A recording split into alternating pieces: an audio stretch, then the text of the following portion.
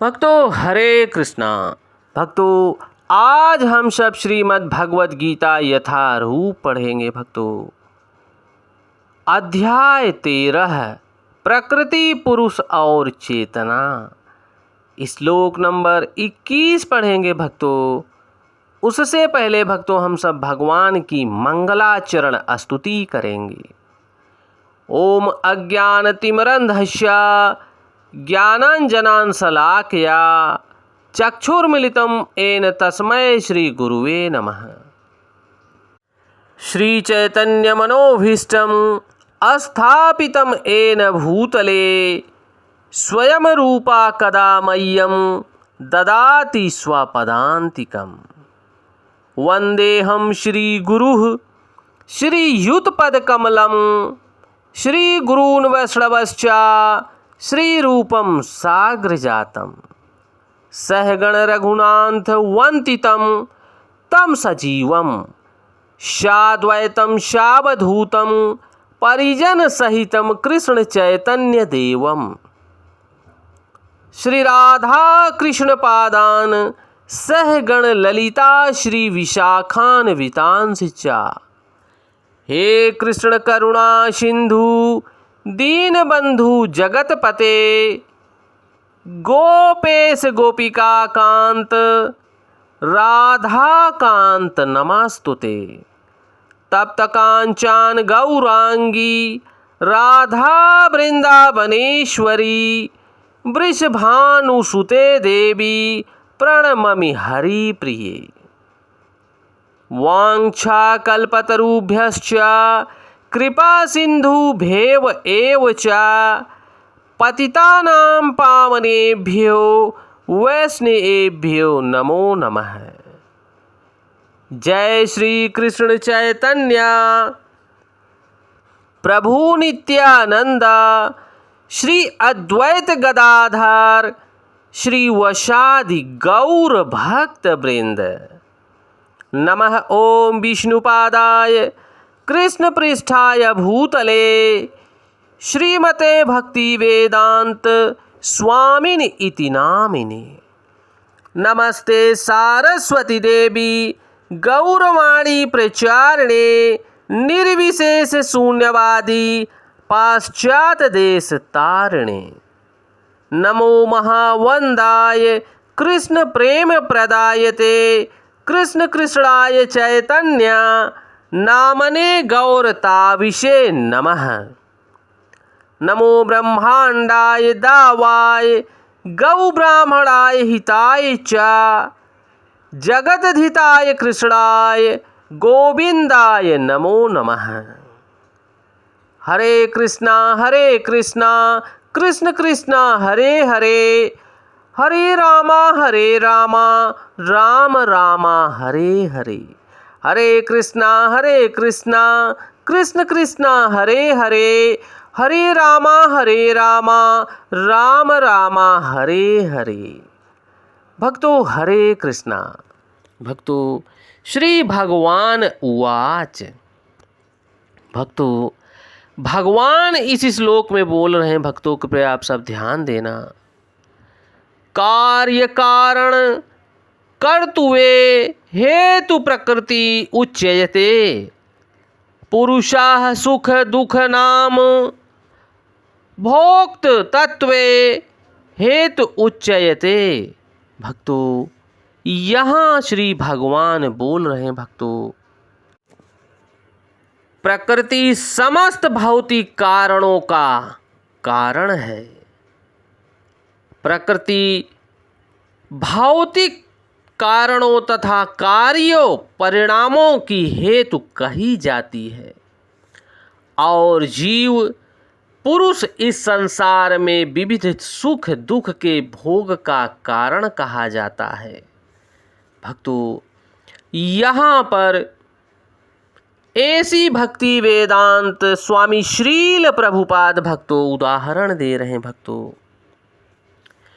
जीवों में शरीर तथा इंद्रियों की विभिन्न अभिव्यक्तियां हैं।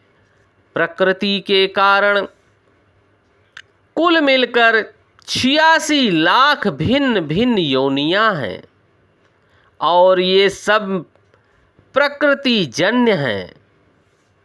जीव के विभिन्न इंद्रिय सुखों से ये योनियां मिलती रहती हैं। जो इस प्रकार इस शरीर या उस शरीर में रहने की इच्छा करता है, जब उसे विभिन्न शरीर प्राप्त होते हैं तो वह विभिन्न प्रकार के सुख तथा दुख भोगता है। उसके भौतिक सुख दुख उसके शरीर के कारण होते हैं भक्तों, स्वयं उसके कारण नहीं होते। उसकी मूल अवस्था में भोग में कोई संदेह नहीं रहता, अतः वही उसकी वास्तविक स्थिति है। वह प्रकृति पर प्रभुत्व जताने के लिए भौतिक जगत में आता है। वह जीव प्रकृति पर प्रभुत्व जताने के लिए इस जगत में आता है। वैकुंठ लोक में ऐसी कोई वस्तु नहीं होती। वैकुंठ लोक शुद्ध है भक्तों, किंतु भौतिक जगत में प्रत्येक व्यक्ति विभिन्न प्रकार के शरीर सुखों को प्राप्त करने के लिए कठिन संघर्ष में लगा रहता है। यह कहने से बात और स्पष्ट हो जाएगी कि यह शरीर इंद्रियों का कार्य है। इंद्रियां इच्छाओं की पूर्ति का साधन है। यह शरीर तथा हेतु रूप इंद्रियां प्रकृति द्वारा प्रदत्त प्रदान की जाती हैं। और जैसा कि अगले श्लोक में स्पष्ट हो जाएगा भक्तों कि जीव को अपनी पूर्व आकांक्षा तथा कर्म के आधार पर कर्मों के गति के अनुसार परिस्थितियों में वश वरदान या श्राप मिलता है। जीव की इच्छाओं तथा कर्मों के अनुसार प्रकृति उसे विभिन्न स्थानों में पहुंचा देती है। जीव स्वयं ऐसे स्थानों में जाने तथा मिलने वाले सुख दुख का कारण स्वयं होता है। एक प्रकार का शरीर प्राप्त होने जाने पर वह प्रकृति के वश में हो जाता है, क्योंकि शरीर पदार्थ होने के कारण प्रकृति के नियम अनुसार कार्य करता है। उस समय शरीर में ऐसी शक्ति नहीं है कि वह उस नियम को बदल सके। मान लीजिए कि जीव को कुत्ते का शरीर प्राप्त हो गया है। ज्यों ही वह कुत्ते के शरीर में स्थापित किया जाता है, उसे कुत्ते की भांति आचरण करना होता है। वह अन्यथा आचरण नहीं कर सकता। यदि जीव को शूकर का शरीर प्राप्त होता है तो वह मल खाने तथा शूकर की भांति रहने के लिए बाध्य है। इसी तरह भक्तों, इसी प्रकार यदि जीव को देवता का शरीर प्राप्त हो जाता है तो उसे अपने शरीर के अनुसार कार्य करना होता है। यही प्रकृति का नियम है भक्तों। जो बद्ध जीव इस प्रकृति पर जन्म ले लेते हैं वह इस प्रकृति से भाग नहीं सकते, लेकिन समस्त परिस्थितियों में भी परमात्मा जीव के साथ रहते हैं। वेदों में कहा गया है भक्तों, इसकी व्याख्या हुई है, द्वा सुपर्णा सयुजा सखाय। परमपिता परमेश्वर जीव पर इतना कृपालु हैं कि वह सदा जीव के साथ साक्षी गोपाल की तरह रहते हैं और सभी परिस्थितियों में परमात्मा रूप में विद्यमान रहते हैं और जीव को बुरे कर्मों से रोकने का प्रयास करते हैं।